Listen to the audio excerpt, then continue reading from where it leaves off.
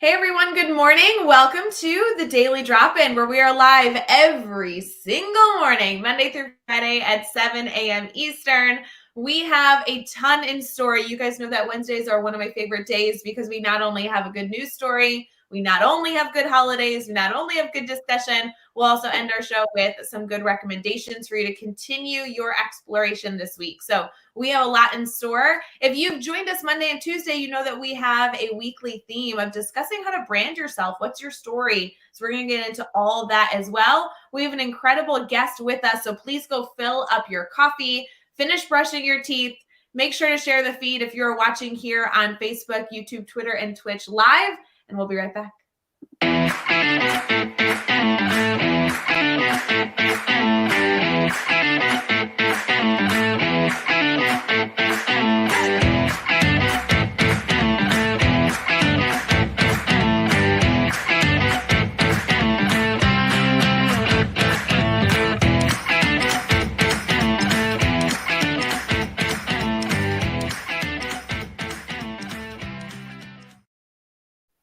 Good morning. Good morning. Thank you to those of you starting off our good mornings in the comments. It's so good to see you bright and early. John Miller is here with us. John, how are you?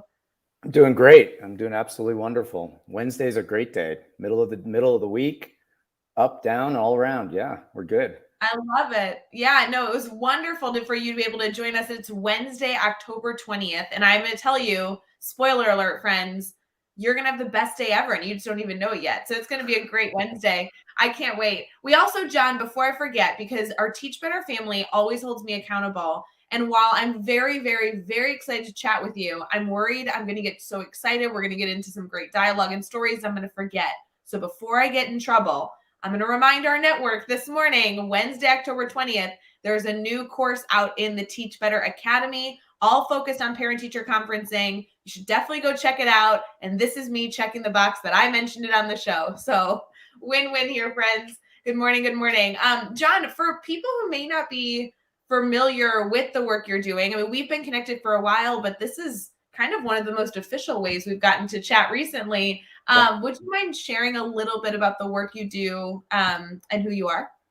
Yeah, so I grew up in New Jersey and joined the Teach for America program, literally the first year of the program. So I'm one of the original core members, 1990. Other people will say they're original because they were in one of the subsequent regions. And I'm not throwing any shade. I just need to say that 1990 was the original core. There were 500 of us. There was one person in the regional office in Los Angeles where I was placed with 200 teachers. They've figured out that they need a little bit more of a support network or a lot more of a support network to really make sure that those teachers are doing the best they can. But that was my start. And then I actually was a recruiter for them. So I left the classroom after a couple of years, but I sort of always knew that I would be back. And I haven't left schools ever since. My journey has taken me to mostly in Mexico and the United States, but also I did a stint in Rio de Janeiro just because the winters in New Jersey that year were really hard and I had a great opportunity. So I did that for a couple of years. And now I'm the head of a international school in Mexico City. It's considered one of the top schools in Mexico City. It's called the Eton School, no connection to the Eton School in Great Britain. And it was recently purchased by a company called Nord Anglia Education, and they own 76 schools in 31 countries. And so the former director was also the owner. And so when she sold the school to Nord Anglia, they brought me in as the head of school. So the school is 1,500 students, 2-year-olds all the way up to 18-year-olds on 3 campuses. Holy moly. John, I just played this before we came live, but I'm so excited to chat with you because I feel so uneducated in so many of the spaces that you seemingly work in every single day. This is an avenue of education I know very little about, and I am so excited to dive into not only your beginning in Teach for America, which is also a program I don't know nearly as much as I should about, but also this opportunity you have now leading a school in Mexico City that I'm confident is doing incredible things. We were just talking about all the wonderful things you were doing even before we came live. So this is going to be some good conversation. I appreciate you coming on the show. Happy to. Oh, It's going to be so good. Don't forget, for those of you tuning in live with us this morning, we appreciate your good morning messages. It's so good to be a part of the beginning of your day. While we will be having a lot of conversation, don't forget that this is an organic conversation with our families. So if there are any questions that come to you at any point in time during the show, throw them in the comments.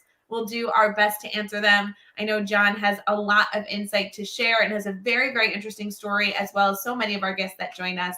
So feel free to participate live with us. Or if you're watching the show after the fact or listening to it after the fact on Teach Better Talk podcast, you can always still participate. We like to monitor the feed to see if we can help any way we can. So good morning and good to see all of you. You know, John, I am confident that we're going to get into so much dialogue, but before we get into any of the fun, tell us a little bit about what it's like to live in Mexico City. I've actually never been to Mexico City. I know you said you're still in Central Time Zone, so you and I are enjoying the 6 a.m. weather right now. But tell us a little bit about the city that you live in. Do you enjoy it? Mexico City is one of the most underrated places in the world. I think it is. Everyone who comes here, and well, there's a group of people that consider themselves like in the know, and they have been here and they come here regularly. But it's a little too small a number, you know, of people that actually have experienced the wonder of this city. So it's one of the largest cities in the world, and it just goes on and on and on. It has swallowed up some of the cities around it. It's gotten so big. It's a federal district, similar to Washington, D.C. So it's sort of its own entity. And the person who runs the city is considered to be sort of the second most powerful person, sometimes the most powerful person in the country after the president. Because imagine like all of there are other big cities, but imagine all of the sort of the resources being super hyper centralized, and that's Mexico City. But the art scene, the music scene, it's made up of a series of neighborhoods. So all of a sudden you'll just be in a neighborhood called La Condesa or La Roma. Roma actually became really well known because of the film Roma, which won an Oscar a few years back, right? And that film sort of talked a little bit about the political, it's not a bad film to sort of get a little bit of a sense of how these neighborhoods sort of operate in a historical political context, right? But I mean, I think people know, one of my favorite places is actually kind of high on the tourist list, which is Frida Kahlo's Blue House or Casa Azul. And it's where she lived and painted. And it's set up as sort of this sort of small museum to her life and tribute to her. She's one of the few, I think, people that is as popular in Mexico as outside of Mexico, right? So sometimes people have this misperception. They think that certain things that they think are culturally really important in Mexico aren't, and things that they think that they aren't, right? Are. And so I think that she's one of those sort of beautiful exceptions who sort of appeals to a lot of different groups, both inside and outside of Mexico. And so going to her house, for instance, is just amazing. Understanding the pre-Columbian cultures, right? So what was here before the Spanish arrived? I think, compared to the United States, I think in Mexico, there's a bit more of a celebration of those cultures and what they represent and how they impact today. There's still inequities between, people that are more pure pre-Hispanic, if you will, so because these cultures still exist. You can go to places in Mexico where lots of places where people don't speak Spanish, or they speak it as a second language because they've learned it in school, but their culture, and there's 26 different bilingual programs in Mexico. Most people don't have any idea about that, right? Because people come to school speaking, they're in their communities in these small towns across Mexico. They still maintain a lot of those cultural traditions, including their language. When they go to school, they're often, at least in theory, right? They're learning Spanish so that they can enter the mainstream. But anyway, I could talk about Mexico forever and ever and ever. It is, I always say, it's not like a place that I live. It's sort of a part of my being. It's part of who I am. So I love Mexico City, and anybody has questions, please throw them out. Yeah, I do have to say, John, I love talking about Mexico City. We are so fortunate for the Teach Better family to have family members, right? Teach Better family all over the world. But so much of my dialogue really has to do with educators in the U.S. Obviously, the majority of our districts that we work with are in the U.S., but it's always so wonderful to hear about other places that I can add to my list to say, ooh, I can either go learn about education there, or I could actually go there just to travel, to enjoy my time, to learn about a new culture. I love that work. When it comes to you ending up there, though, you had a really fun story on why that was a city that you're back at now. And you said you were really enjoying it before we came live. So I'm thrilled that you were able at least to share a little bit of your passion in that specific city. Yeah. Yeah. So I, I was I was studying international relations at Tufts University back in the late 80s. And I was interested in studying internationally. And at Tufts University has a large number of students that go abroad for their junior year, and most of them go to Europe. And not that I wasn't interested in Europe, but I was more interested in sort of politics and social and economic development in the developing world. And so I started looking for programs, and I found a program in Mexico City. And it allowed me to take courses with other foreigners. They were courses in Spanish. They weren't just language courses, history, art, architecture courses in Spanish with foreigners, but taught by Mexican professors. So that was great. And then I ended up, we were expected to take a couple of courses in one of the actual departments alongside Mexican students. So when I did that, I ended up in a class with a woman who became my wife back in 1993. So we've been together for almost 30 years.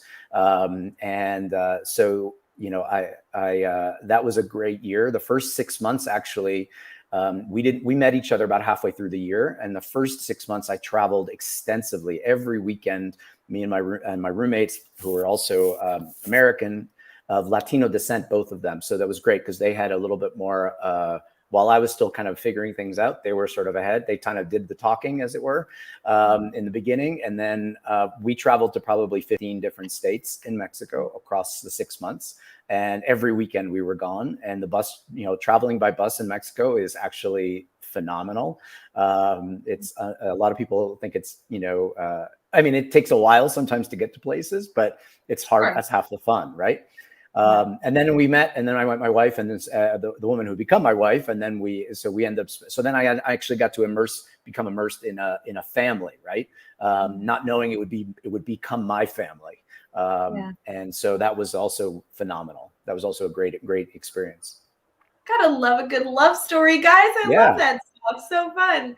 Yeah, John, yesterday was Tuesday, and we have I feel like my Tuesdays, I don't know about your daily schedule, my Tuesdays are just meetings after meetings after meetings. Like I can't change it. When I look at my weeks, every other day of the week is in schools and getting to talk shop with educators and all this good stuff. And Tuesdays are just every meeting, half an hour blocks. And I have to tell you, there was a lot of discussion yesterday, right or wrong, on the fact that it's been a really hard year. Both teachers and administrators are really feeling the burnout. And I have to tell you, I think everyone just needs a good vacation to Mexico City. I think that might be the right answer. But if we can do it safely, I think that's the right direction. No doubt. I mean, I have folks that'll come pick you up at the airport, and I mean, believe me, I can make it really easy. And we can come tour the school. Do you mind? Can we just come see it? Yeah, I mean, we're now following some pretty strict protocols on visitors, but assuming you're vaccinated and you can show me and you'll have just gotten off a plane, so we try to test folks before they come on campus. We've got, as I said, we're actually preparing for full 100% return in beginning of November. So we met yesterday. We're meeting again today, talking about meetings, to going over all the logistics of how do you do that, because. So we've got 2 preschool campuses that are old houses that have been converted into schools, and there are 200 students in each one. We had enough spaces to be able to accommodate all of our kids in sort of small bubbles so that they weren't mixing as much and trying to reduce the spread of COVID. And then in our main campus, which is where I'm located right this moment, we have from grades 1 through 12, and that's typically about 1,100 students. And so we've had about half of them kind of in different modalities. Elementary, we did one way; middle and high school, we did another. And now we're preparing to bring everyone back. And so it has been difficult, and whenever I get an opportunity to talk about anything other than how to do that, I'm kind of excited. Work with kids or talk with teachers about ideas and projects. So We can do either. I'm happy to talk about either. There we go. And for a simple moment, it's just nice to think about, I could take a vacation. I could go see John in Mexico City. I could tour a new, beautiful school. I could learn all about this culture and just forget about the stresses of all the things going on in the world. But I do have to tell you, there was a moment as I was hearing you kind of, share your background, your history, how much you love Mexico City, where you just kind of forget about the stress of COVID and you're like, oh, it sounds like a beautiful place. I can't wait to go. Yeah. And it's funny because I think it would be great for people to know, and maybe some people do, right? But I think I come across people all the time in the US who've never really heard of international schools and understand how they exist, why they exist, and how do you get involved with them. But those people, and I think those people that know about it, sometimes they kind of keep quiet because they're like, we don't want too many people knowing about this because then it'll be harder and harder to get the jobs. But it's a great world. And some people try it once and they say, great experience, I'm going home. Other people literally will not stop and they go around the world their entire career. Every 3-5 years, maybe they'll move to a different continent or a different country, and then they'll build their resume that way. And then maybe, and other people, actually Canadians, interestingly enough, there's a group of Canadians, because they get a nice pension pretty early. They retire from the Canadian system and then they travel and work internationally. And so it doesn't matter how much the money that they earn, it's more for just expenses, and they're banking their pension because with the lower cost of living in places like Mexico, you can do that. So anyway, that's if people are interested, we can certainly talk about that. Yeah, I'd really love to. We're going to real quick, friends, transition here into some good news, some holidays. And then during our brainstorm bank, that's an intentional time where we ask our network if they need anything. We take questions live. We'll get into our theme. But John, I would love to dive into getting into some of the inner workings of how an international school functions, what the differences are. I know a lot of our network are very familiar in, the public-private charter magnet area, but a lot of educators may not know about that space for an international school. So we'll get into that real quick. Let's get into our good news story for the day.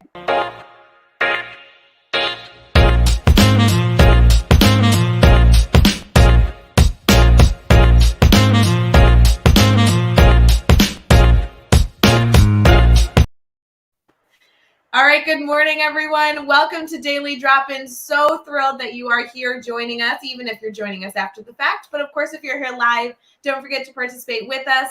John and I have been talking shop, and we're already running behind. We apologize. It's Wednesday. We got good things coming your way, so we are going to continue to celebrate those. Really quick, we have some holidays we want to celebrate. And John, I don't know how I feel about holidays, but I feel as though everyone should try and find as many holidays to celebrate as possible every single day.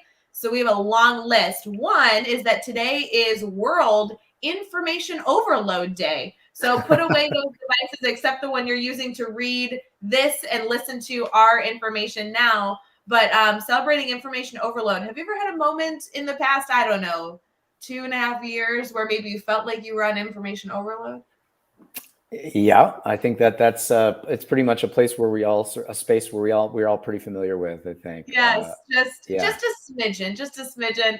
It's also International Sloth Day, and who doesn't love a good sloth? National Fruit Day. That will be interesting. So get ready to go get some fruit this morning. National Day of Writing. How good is that? Make sure you go celebrate that. That would be great to bring into the classroom.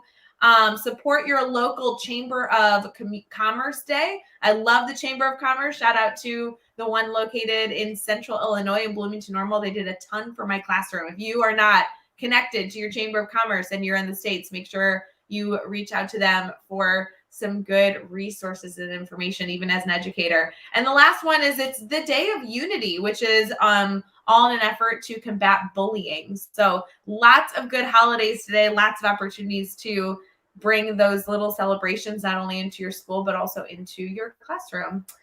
For our good news today, John, I found a little bit of a goofy article that I think would be really fun to bring into our classrooms. And it's about a little boy. So this is about a boy who has passing motorists by his house very frequently. And so he is standing at the end of his driveway and holding up happy signs, which seems like such a silly act of kindness. So a Massachusetts boy was happy to be able to start his mornings every single morning with happy signs to cheer on passing motorists. There's a little video that where he is interviewed and he's talking about how he likes to do this before the school day starts. He says the bus picks him up at the end of his driveway, and while he's waiting for the bus, as people kind of go by, he has these big posters that have just very nice sayings, something along the lines of like, have a good day, or make sure you put a smile on your face, or, I hope this is the best day you've had all week.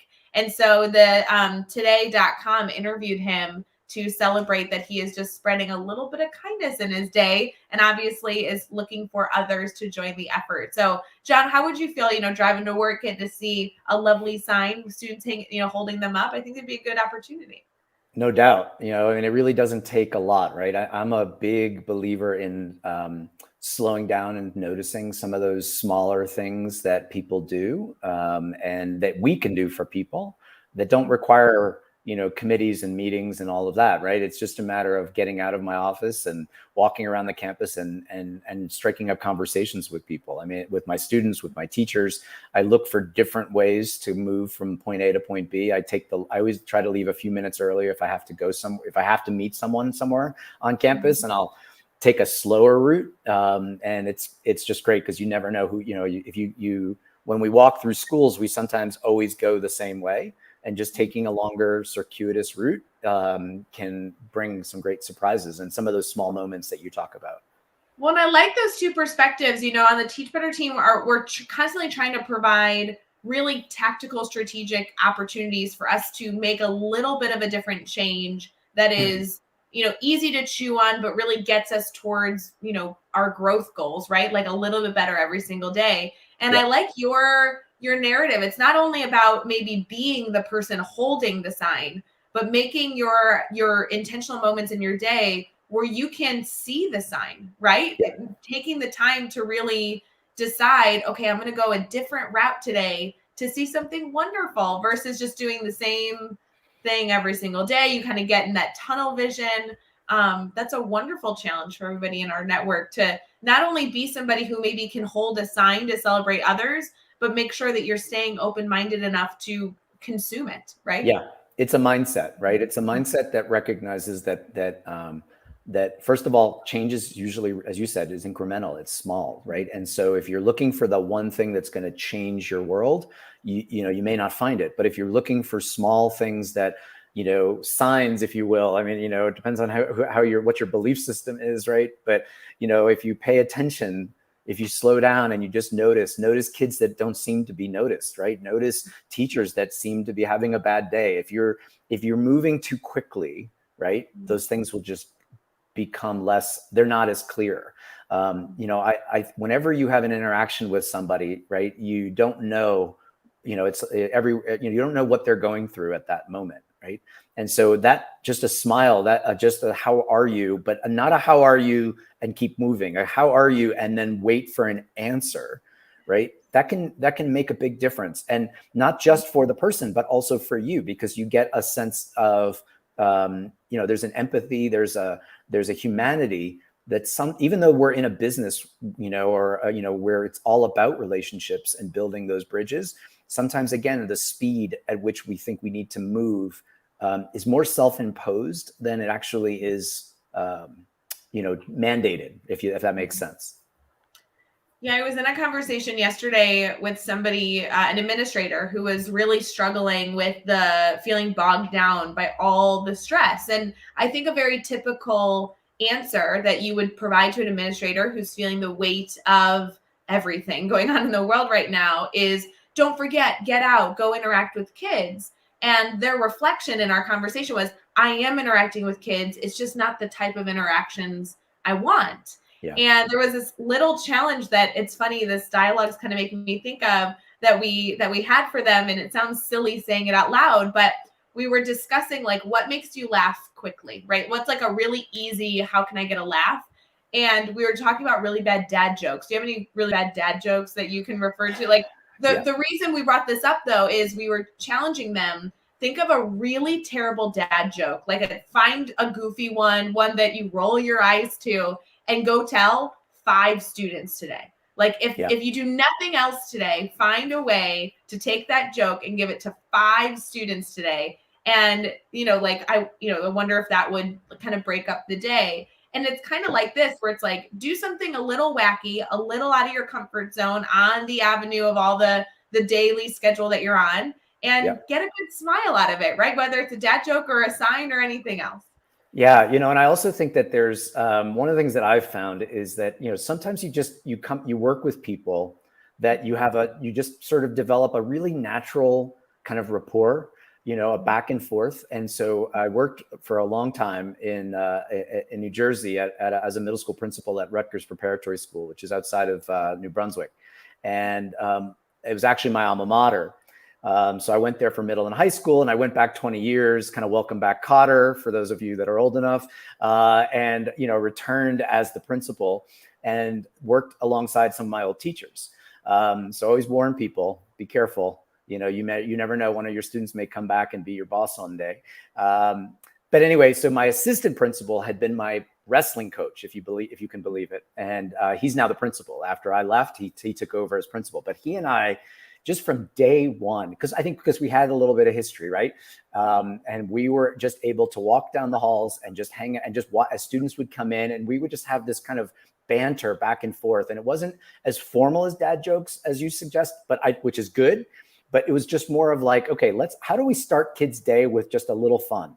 Where we're able to laugh at ourselves, we're able to, joke about, something that happened in sports, or, things that the kids would care about. And it was just a great way to start the day. And we did that every day.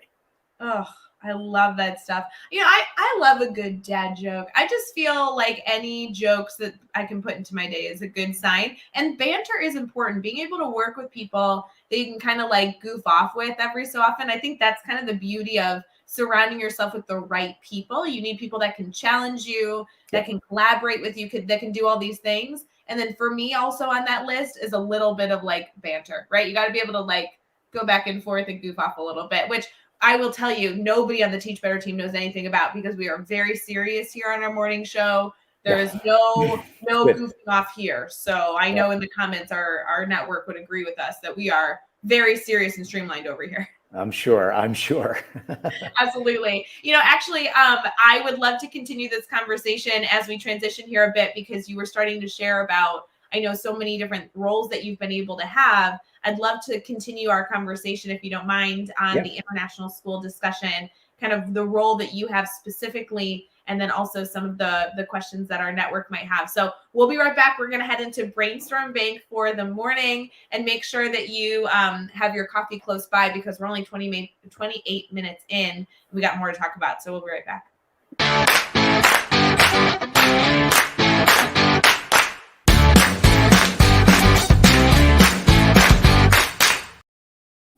All right, friends, you know how this works. This is our intentional time every single morning, where we are live on the Daily Drop-In, streaming on Facebook, YouTube, Twitter, and Twitch. We kind of pause, we sit back, we're thinking through and secretly giggling at some dad jokes, and we're asking you, hey, do you need anything? This is a time where we can dive into our weekly theme that we have every single week, or time that we can discuss any topic that's on your mind. We want to make sure that never, ever, ever throughout your day do you feel alone or like you are living on an island. This is a time where if something comes up that you want to collaborate on with, related to a student or curriculum or a leadership concern or a colleague concern, we're here to be your brainstorm partners. John and I are not promising that we have the answer, but we absolutely can help you get towards a solution, a potential solution for sure, or maybe connect you with somebody way smarter than us. So as we get started, kind of a topic that I know we've discussed earlier that I would love to go back to, John, is the concept of an international school. And if you don't mind, I'd love to have this conversation, really assuming that everybody here may not have a background in even knowing what that is. So can you give us the bare bone basics? Like, what is an international school besides that it sounds very fancy? Yeah, it sounds a lot fancier than maybe it is.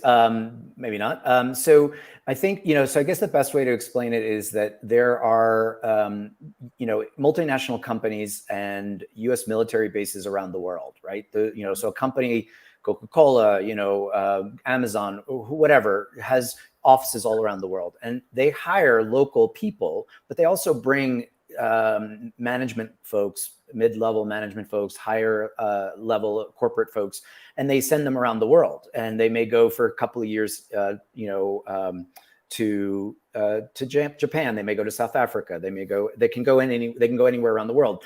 And so these schools were started largely, initially, they were funded by the U.S. government. Actually, so the State Department, which kind of handles the embassies around the world, they created something called the Office of Overseas Schools. And the Office of Overseas Schools continues today to provide support for international schools. So they may provide professional development conferences. They may provide security, monies to increase security on your campus. There's a variety of things that they do. So here in Mexico City, actually, it's the oldest international school, at least as far as I know, exists right here. It's called the American School of Mexico. That's not the school that I work at, but it is a very large school of over 2,000 students. Now, that school was started back in the 1880s, if I'm not mistaken. I mean, it's been around for a while.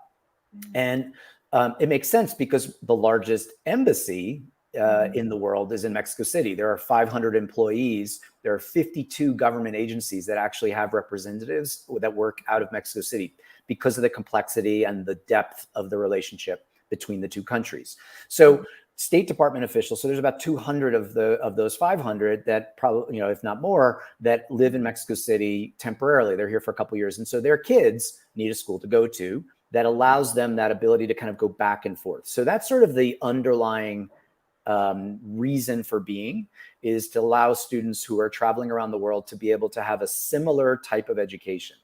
So I don't want to interrupt you, but a silly clarification. So let's pretend, go to Mexico City and my family comes with me. Yep. My children who might be in second grade getting an education in Chicago could then go to this international school in Mexico City and essentially get a similar American, more or less, education in Mexico City. Is kind of, and then when my job is done, I could move back, and the learning loss essentially is hopefully in some regards still intact. Is that the mindset? That's exactly right. And so, when you look at international schools, because not all international, they can actually call themselves American school or international school. You have to look a little deeper, excuse me, and make sure that they're US accredited. So we're accredited by Cognia, which used to be Advanced Ed, which used to be SACS.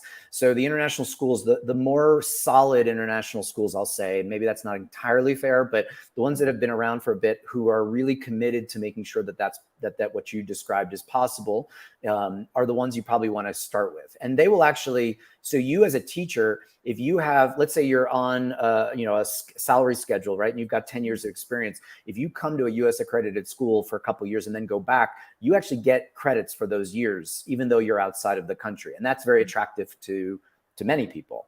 Now, go ahead. No, please go ahead. I was going to say is that the other important part to understand is, though, that these schools are not full of expats. They're not just full of American kids. So a lot of schools, and depending on the country, China is very different than the Middle East, which is very different than Latin America. The demographics vary considerably. So at our school, we've got about 75% of our students are Mexican nationals who usually come from professional classes. We're one of the more expensive schools in the city. So if your company's not paying for it, if the State Department's not paying tuition, which they typically do for the family members, for the dependents of their employees, then so we've got those 75%, which are host country nationals, what we call, and they're going to be here for the duration, right? They may be here for 15 years, whereas we have a population of about 25% in our case. In some schools, it's as much as 50 or 60%, which are international students that just come for a couple of years, 2 or 3 years, while their families are in country. In our case, a lot of our expat families are actually dual passport holders. So maybe one parent is Mexican and one parent is Colombian, or one parent is Chilean and one parent is Argentinian. We have a lot of Latin American families who come to us for a couple of years, and sometimes they love it so much they just stay, right? That's possible. Why wouldn't you? Yeah. Yeah. Absolutely. I know there's a lot to this, but as a teacher's perspective, I actually looked at moving and working in an international school very early in my career. I don't know. I'm sure my career would look very differently if I chose to do that, but it was really attractive because the education that I was getting in the States to become a teacher, right, was actually going to be a very similar, and I say similar in terms of content, not similar in terms of experience, but similar experience if I moved to an international school to teach, because essentially if it's a US accredited building, as a teacher there was going to be a lot of similarities in the work that I was, or the content that I was teaching. Is that true?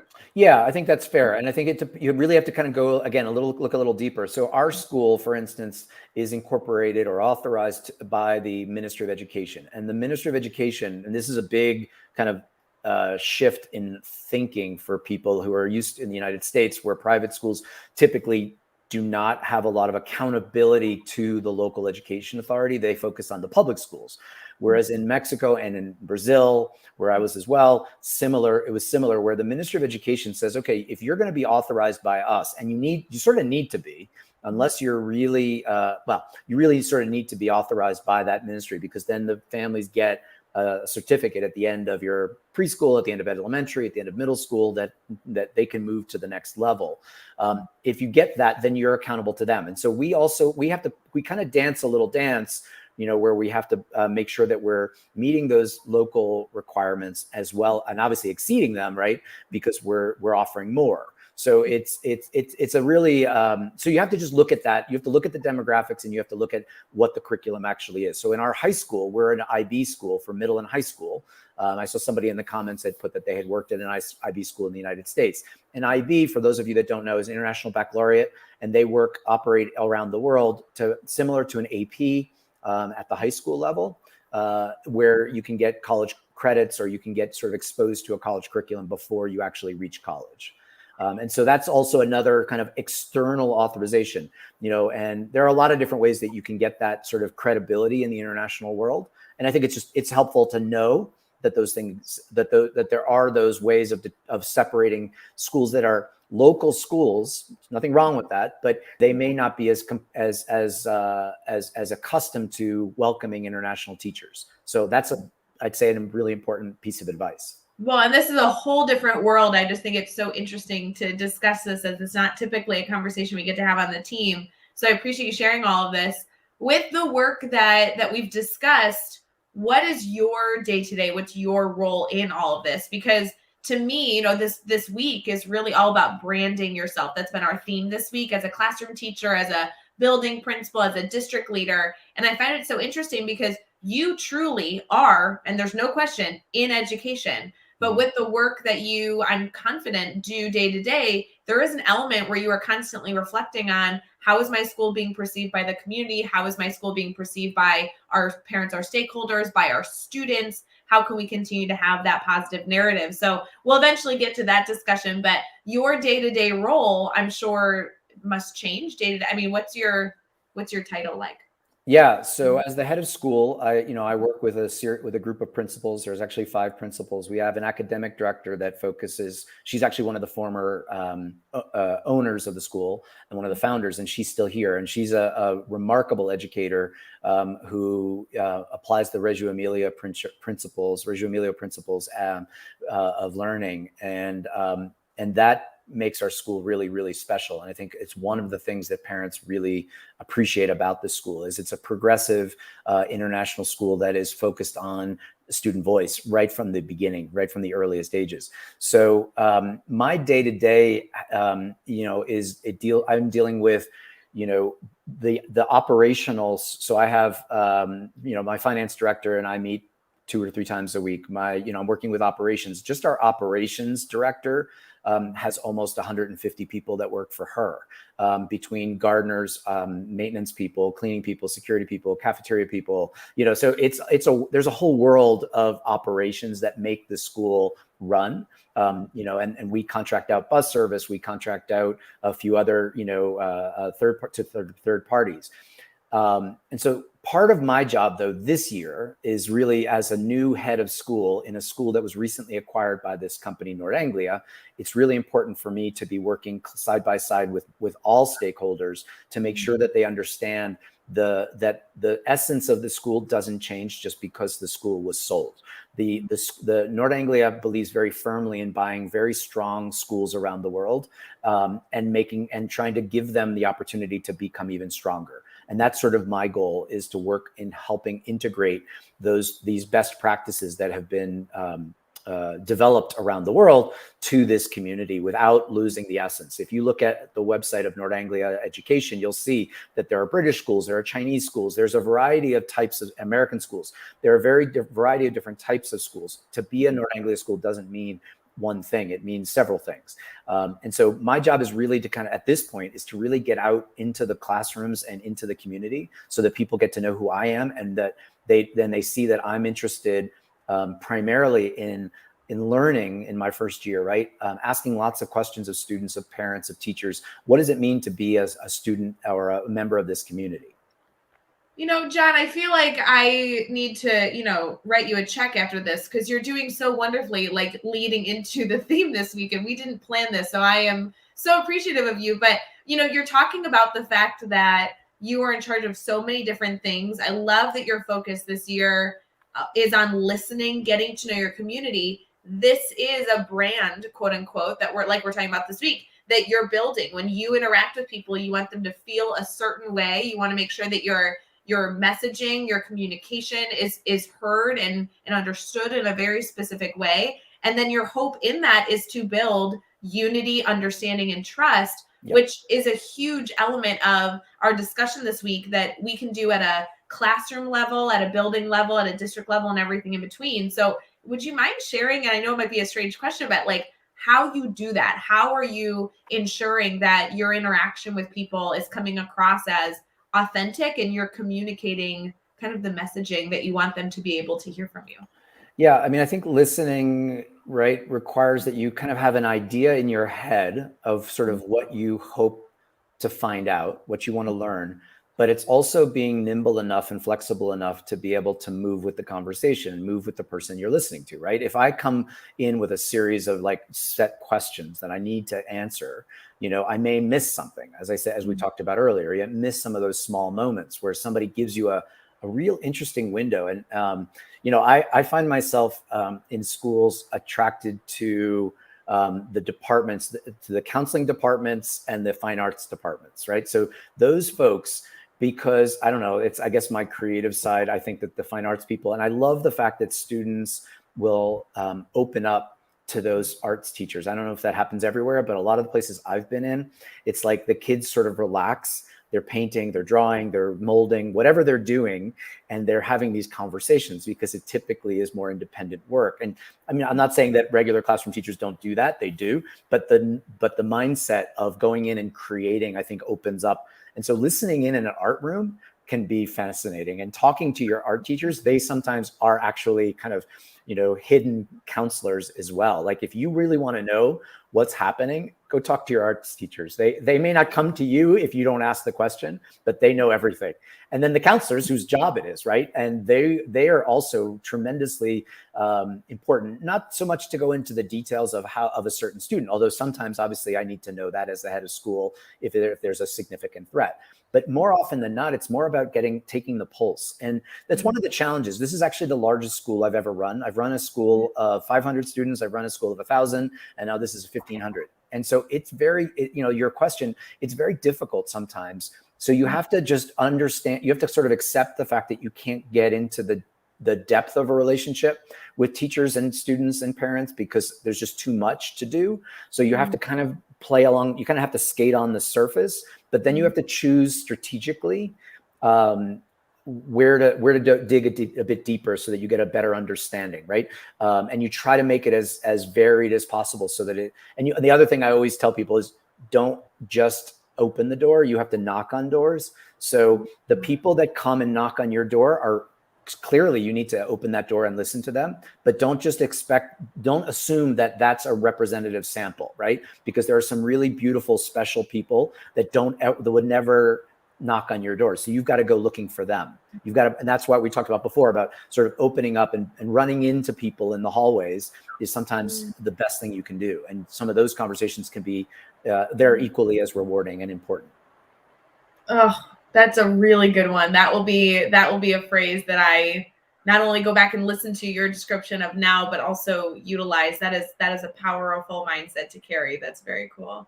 Yeah. You know, John, there's so many different things going on in the world. There's so many different pieces of your role that are ever changing. And, you know, I appreciate that you're able to join us this morning to talk shop a little bit on the work that you're doing. If there was one challenge, one takeaway that you wanted to encourage all of our viewers, our Teach Better family to consider, what would that be this week? You know, it's Wednesday, it's October 20th. It's, you know, obviously we're all, you know, just trying to do the best we can for students. What do you think is kind of the mindset or the challenge you want to leave us with? You know, I feel like it becomes, you know, really cliche, but, you know, taking some time to really understand your own needs, you know, and, you know, back in the day when I started, so as I said, I did Teach for America. I was a recruiter for Teach for America. And then I was actually regional director in the Bay Area with some wonderful teachers.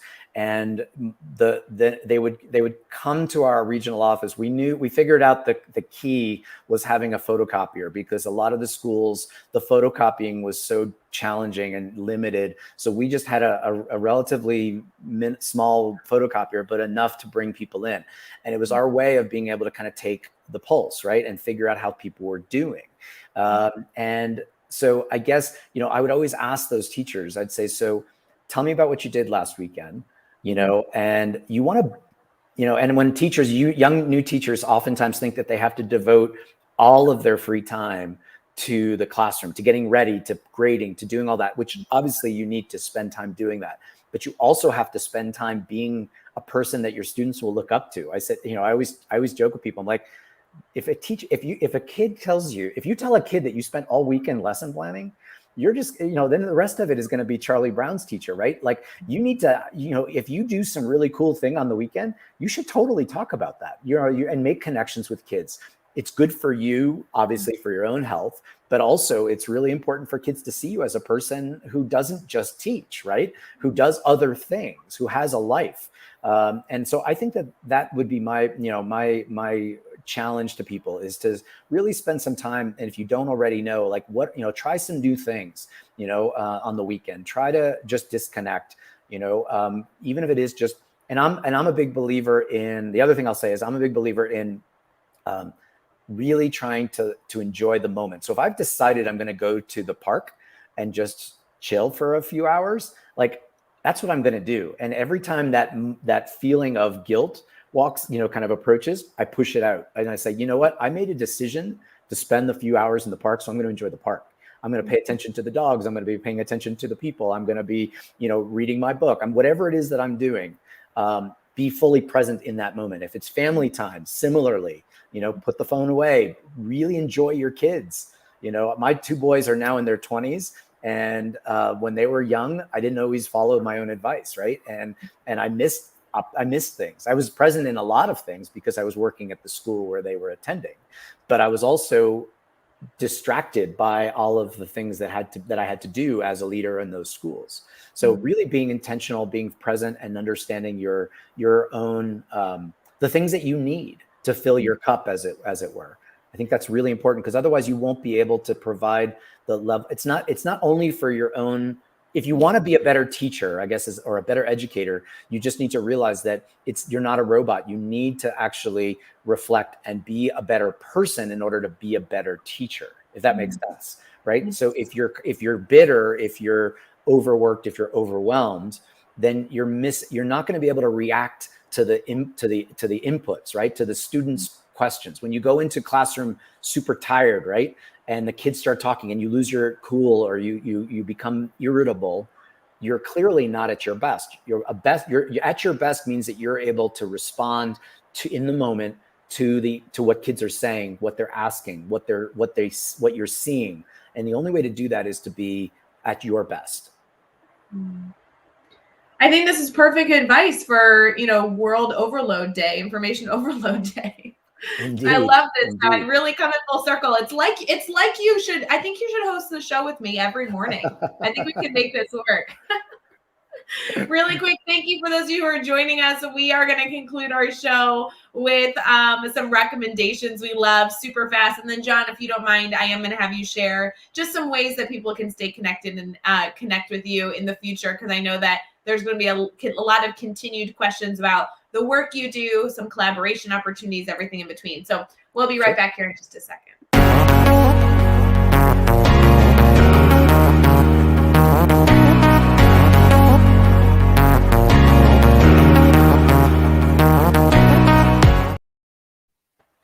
All right, everyone, we're going to get started with our recommendations we love. And I'm going to try a new tech thing. So if this doesn't work, I apologize in advance.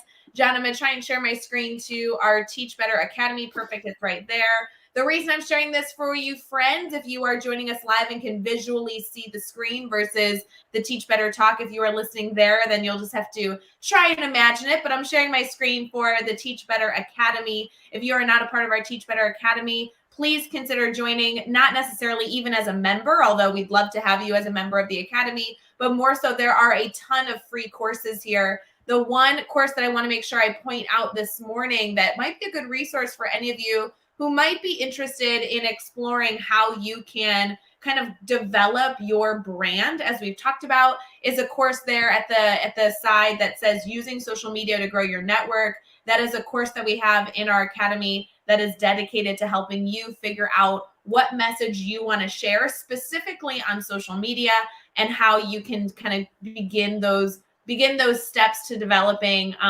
communication to whatever audience you're striving to communicate with, whether it be other educators or students or anything in between. So that's a great resource.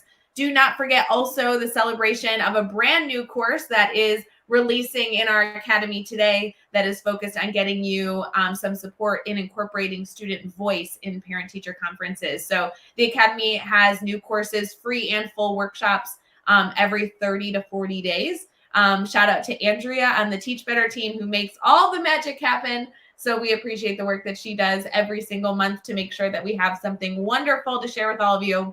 We just want to make sure you guys know it was there. John, I would love to have you, and I appreciate you adding your Twitter handle there. I'd love to have you share how people can stay connected to the work that you're doing. Yeah, so Twitter is a great way. I'm really focused on, I find that the Twitter chats that happen, regularly scheduled are just a great way to kind of take a step back and reflect and synthesize. I tend to over-explain things sometimes. And so it's good to have that limit of characters. I found that to be really, really helpful as a communication strategy. The things that I try to, sort of, and just voicing some of the thoughts that you have and getting immediate feedback in a forum like a Twitter chat, I think is a phenomenal way. So you'll find me on some Twitter chats for sure. I'm also pretty active on LinkedIn. It's harder to find me there just because of my name. But if you look for the Eaton School and John Miller, you probably will come across, or just send me a direct message on Twitter, and I'll definitely be able to connect you with my page on LinkedIn. Yeah, so those are sort of the best ways to get in touch with me.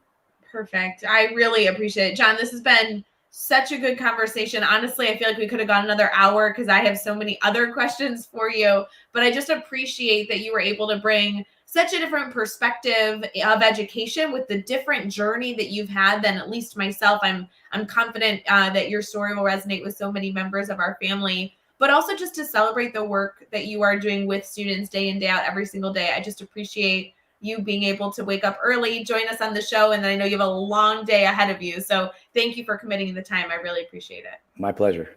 Oh, for everybody else, please go make sure you connect with John. Like I said at the beginning of the show, I have been connected to John for a long time, and I was so excited to interview him because I have been connected and consuming his content in a virtual medium for so long. So please go connect with amazing work that him and his staff are doing. Please enjoy your last sip of coffee as you head into the most incredible Wednesday that you have had so far. It is Wednesday, October 20th, and it's going to be a wonderful day. Please let us know if we can do anything to make it a little bit better. And we will see you again tomorrow morning on October 21st. because we are going to continue this conversation all week long. So we'll see you bright and early. Don't forget to tune in for daily, not only our daily drop-in every day, but also Brain Break later this afternoon. And there will be a very secret live happening later tonight with Dave and Katie Miglin to dive into a little bit more of the inner workings of the brand new course in the Academy. So make sure to catch that as well. We're going to be live a lot today, apparently. John, that's 3 times in one day. It's going to be Teach Better Team overload, let me tell you. There you go. There you go. I know. Oh, we'll see you later, friends.